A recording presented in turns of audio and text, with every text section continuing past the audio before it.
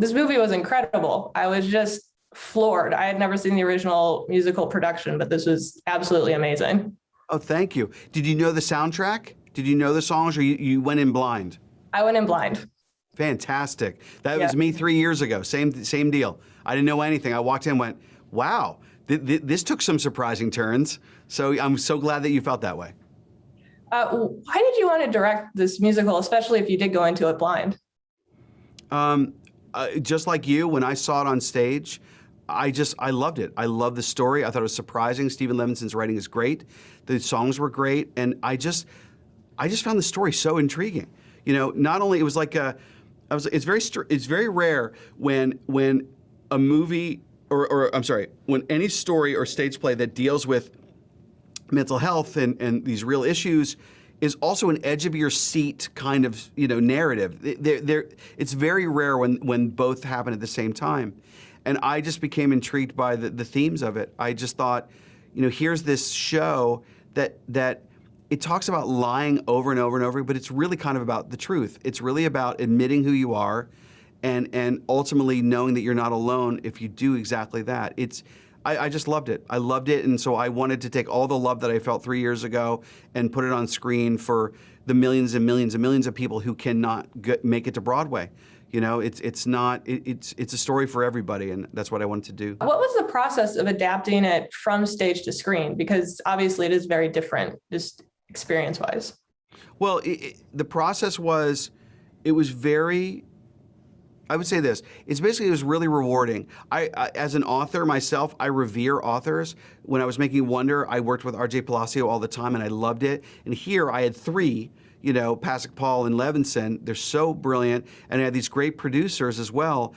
And so the process was a lot of discussions. It's how Broadway shows are put together. So we built the movie the way that you would build a Broadway show. It's like we had readings and we had discussions over and over and over again. You know, let's say, okay, what happens if you take out this song? What does it do to the dominoes? All right, what if you put this back but you did this? And we started to just see how it was built, the construction, and looking about where we could make changes, not arbitrarily, but how we could basically add a third act to what is essentially a two-act show on Broadway.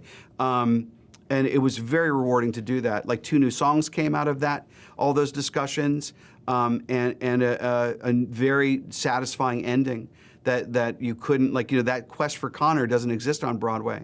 Him confessing to the community over social media does not exist on Broadway. We were able to do that because we had the power of the movies, and we had you know, all these tools at our disposal. And you talked about 2 new songs. One of them really stood out to me, and kind of the conversation before it with anonymous ones. Mm-hmm. And it really was an example of different, like, representations of mental health and mental illness. Why was that so important to include? Well, I thought it was important to include for many, many reasons. The first one is Alana as a character. We wanted to give her more on screen than we did on stage. She's just a very fascinating character. My very first conversation with Amandla, we both spoke about being, you know, hyperachieving, but at the same time, it's like, you know, feeling like, you know, I remember saying to her, to Amandla over and over, like, hey, just not feeling like it's ever enough. Like you keep trying. And I thought it was very important for young people, especially now, they're trying to constantly, like, be better and, like, get into the school and do this, all that pressure, the constant pressure to be perfect. I thought it was very meaningful to show that just because you're this, you know, the ultimate winner in that school, you're highly accomplished, you're the student body president, you're beautiful, you're everything, everyone loves you, that you can also have this total other side, that the public face and the private, the kind of the Snapchat, Instagram, perfect picture thing that we publish is not the same as what we have at home.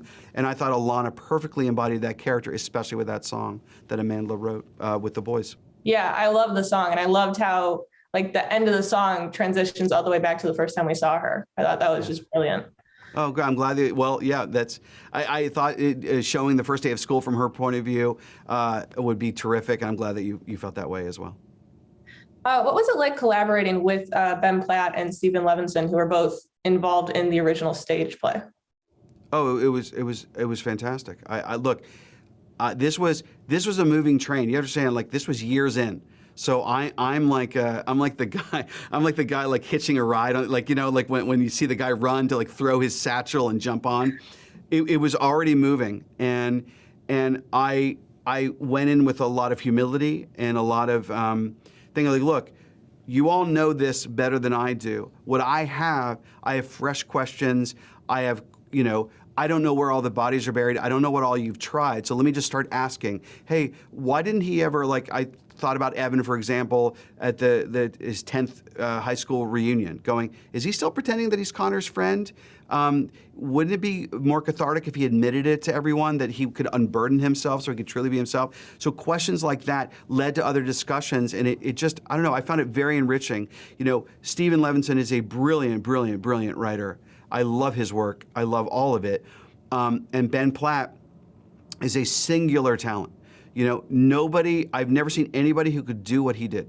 You know, I never saw him do it on stage, but it was the stuff of Broadway legend, and to have a legendary performance when you're basically a kid is unheard of. And so it was so wonderful to be able to work with people that had 600-700 performances under their belt, let them do that thing that they do, that they developed brilliantly with Michael Greif, the Broadway director, but then just, again, ask questions and offer things to turn basically a 1,000-seat theater into a dining room is a very different experience, but it has to feel the same, doesn't it? It has to feel as true and authentic and as cathartic in both places, and so that was my job. I had to figure out, how do you put this very impressionistic thing in the real world and have it feel the same, but also have it be slightly different, to use you know, all the tools of cinema at our disposal. Can you talk a little about that transition? Because like one of the songs at the beginning, Waving Through the Window, you could feel his anxiety from the way that it was filmed and edited. So how was that transition process of like really impacting the performances?